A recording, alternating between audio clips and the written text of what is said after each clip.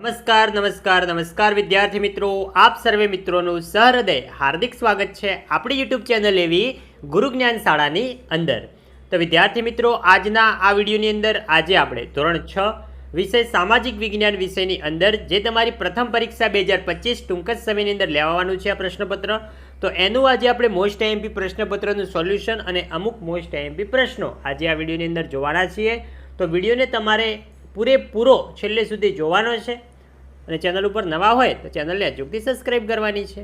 પ્રશ્ન 1નો અ જોઈએ કે નીચેના દરેક પ્રશ્નના ઉત્તર માટે આપેલા વિકલ્પોમાંથી સાચો વિકલ્પ શોધીને આપણે લખવાનો છે। પહેલો છે, તમે નીચેનામાંથી કોને હસ્તપ્રત ગણતા નથી?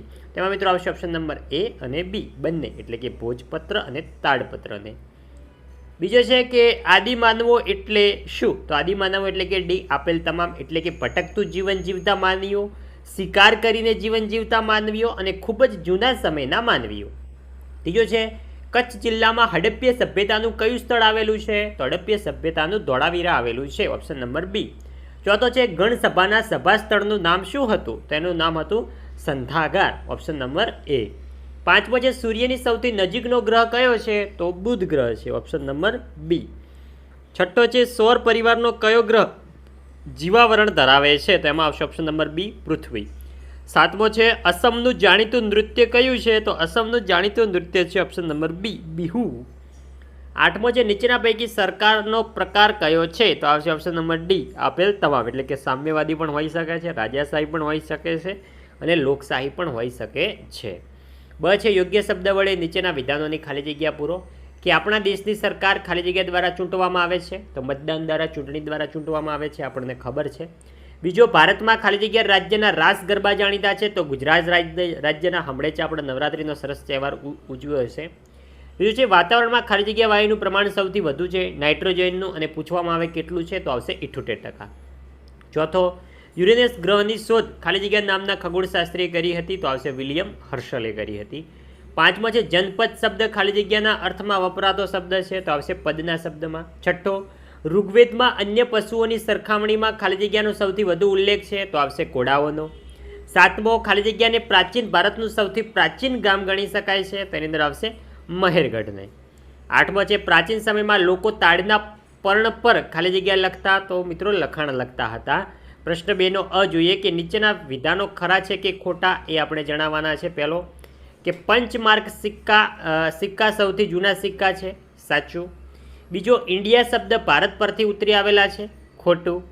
ત્રીજો, ઇનામ ગામના લોકો બાજરી અને જવ પકવતા હતા, સાચું। ચોથો, ધોળાવીરાની નગર રચના 2 ભાગમાં વહેંચાયેલ છે, ખોટું। પાંચમો, શિશુનાગ જૈન ધર્મ સાથે સંકળાયેલો હતો, ખોટું। છઠ્ઠો, આંતરરાષ્ટ્રીય દિનાંતર રેખા વાંકી ચૂંકી છે, સાચું। અને વિદ્યાર્થી મિત્રો, ધોરણ 6ના વોટ્સઅપ ગ્રુપની લિંક પણ આપણી ચેનલના આ વિડીયોના ડિસ્ક્રિપ્શન બોક્સમાં તમને આપેલી છે, તો ત્યાં જઈને તમે વોટ્સઅપ ગ્રુપની અંદર પણ જોઈન થઈ શકો છો। સાતમો છે, વાતાવરણને નરી આંખે જોઈ શકાતું નથી, સાચું। આઠમો, લોકશાહીમાં લોકોના હાથમાં સત્તા છે, ખોટું। બ છે, કારણો આપી વિધાનો પૂર્ણ કરવાના છે, ગમે તે 2, તમને 3 આપેલા હશે, પ્રત્યેકનો 2 માર્ક્સ છે। લોકોના અધિકારો રાજાશાહીમાં જળવાતા નથી, તો આ મિત્રો ચેપ્ટર નંબર 15માંથી છે। આદિમાનવના સમયને પાષાણ યુગ કહેવામાં આવે છે, આ ચેપ્ટર નંબર 2નો છે। ત્રીજો, ઇતિહાસકારો ભૂતકાળનું અધ્યયન કરનારા વિદ્વાનો છે, તો આ મિત્રો ચેપ્ટર નંબર 1નો છે। હવે છે બંધ બેસતા જોડકા રચો। પહેલો, ગાંધાર તો આવશે તક્ષશિલા, અવંતી તો આવશે માળવાનો પ્રદેશ, મલ્લ તો આવશે કુશીનારા, શાક્ય તો આવશે કપિલવસ્તુ, કંબોજ તો એ મિત્રો આવશે લાજપુરમાં। હવે પ્રશ્ન 3નો અ, નીચેના પ્રશ્નના ઉત્તર 1-2 વાક્યમાં લખો। કે આદિમાનવ સૌપ્રથમ ચક્ર એટલે કે પૈડું બનાવતા કેવી રીતે શીખ્યો હતો? તો વૃક્ષના થડ અને જાડા લાકડામાંથી। બીજો, 180 અંશ રેખાંશ વૃત્ત કયા નામે ઓળખાય છે? તો આવશે આંતરરાષ્ટ્રીય દિનાંતર રેખાના રૂપે। ત્રીજો, ઓઝોન વાયુ શું કાર્ય કરે છે? તો આવશે પાર જાંબલી કિરણોનું પોતે શોષણ કરે છે। ચોથો છે, પૃથ્વીનો પોપડો શાનો બનેલો છે? તો પૃથ્વીનો પોપડો એ મિત્રો ઘન પદાર્થોનો બનેલો છે। પાંચમો, ડૉક્ટર રાધાકૃષ્ણને રાષ્ટ્રીય એકતા વિશે શું કહ્યું છે? તો રાષ્ટ્રીય એકતાની આવશ્યકતા કરવી પડશે। છઠ્ઠો છે, ઉલ્કા કોને કહેવાય? તો આકાશમાં ફરતા પથ્થરના નાના ટુકડાઓને ઉલ્કા કહેવામાં આવતા હોય છે। સાતમો છે, ધ્રુવના તારાને કઈ રીતે શોધી શકાય છે? તો સપ્તર્ષિ તારાના ઝુમખાથી શોધી શકાય છે। આઠમો, સિંધુ ખોળની સભ્યતાના પુરુષો કેવા પોશાક પહેરતા હતા? તો પોતે 2 કપડાં પહેરતા હતા અને કમરમાંથી નાનું એવું ધોતિયા જેવું વસ્ત્ર પહેરતા હતા। નવમો, બાળકોના મૃતદેહોના અવશેષો ક્યાંથી મળી આવ્યા છે? તો મહારાષ્ટ્રના ઇનામ ગામમાંથી. 10મો છે પ્રાચીન કાળમાં ભારતમાં કયા વિદેશીઓ પ્રવાસે આવ્યા હતા? તો આવશે મેંગેથનીસ, પ્લિપ્સી, ફાહિયાના અને યુઆંગ સ્વાંગ. હવે છે પ્રશ્ન 4નો અ. નીચેના પ્રશ્નના ઉત્તર ટૂંકમાં લખો કે ગ્રીનિચ રેખાની માહિતી આપો. તો આ ચેપ્ટર નંબર 9નો છે. એ તમારે એ ચેપ્ટરમાંથી તમારે તૈયાર કરી લેવાના છે અને ખાસ કરીને આપણે સ્વાધ્યાયના પ્રશ્નો અચૂકથી કરવાના છે, કારણ કે દર વખત પ્રશ્નપત્ર જે હોય છે આપણું સ્વાધ્યાયમાંથી ખાસું એવું પૂછાતું હોય છે. કે દુનિયામાં સરકારના મુખ્યત્વે કેટલા પ્રકાર જોવા મળે છે? ચેપ્ટર નંબર 15નો છે. આપણા દેશના લોકો કયા કયા તહેવારો ઉજવે છે? ચેપ્ટર નંબર 14નો છે. પૃથ્વીનો પોપડો સાથી ફાટી જતો નથી.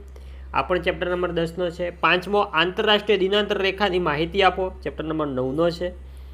6ઠ્ઠો ગુજરાતમાંથી હડપ્પા સભ્યતાના કયા કયા સ્થળો મળી આવ્યા છે? આ ચેપ્ટર નંબર 3નો છે. પ્રશ્ન 5 જોઈએ. પ્રશ્ન 5નો અ કે નીચેના ઉત્તર 6-7 વાક્યમાં લખવું. મોટા પ્રશ્નો છે, ગમે તે 4 લખવાના છે અને પ્રત્યેકના 4 ગુણ છે. પ્રશ્ન 5 અ થઈ જશે આપણે ટોટલ 16 માર્ક્સનો.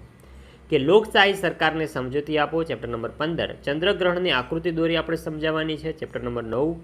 દિવસ રાત લાંબા ટૂંકા સાથી થાય છે. આ પણ ચેપ્ટર નંબર 9નો છે. જલાવરણની ઉપયોગિતા જણાવો. ચેપ્ટર નંબર 10નો છે. લોથલ વિશે ટૂંક નોંધ લખો. આ મિત્રો ચેપ્ટર નંબર 3નો છે. તો વિદ્યાર્થી મિત્રો, આ હતું આપણું ધોરણ 6 વિષય એસએસનું પ્રથમ પરીક્ષા 2025 માટેનું અતિ મહત્વનું પ્રશ્નપત્ર. તો વિદ્યાર્થી મિત્રો, વિડીયો તમને સારો લાગ્યો હોય, વિડીયોને અચૂકથી લાઇક કરજો. ચેનલ ઉપર નવા હોય ચેનલને પણ અચૂકથી સબસ્ક્રાઈબ કરીને જજો. મળીશું આવનાર વિડીયો સાથે. ત્યાં સુધી આવજો. જય હિન્દ, જય ભારત.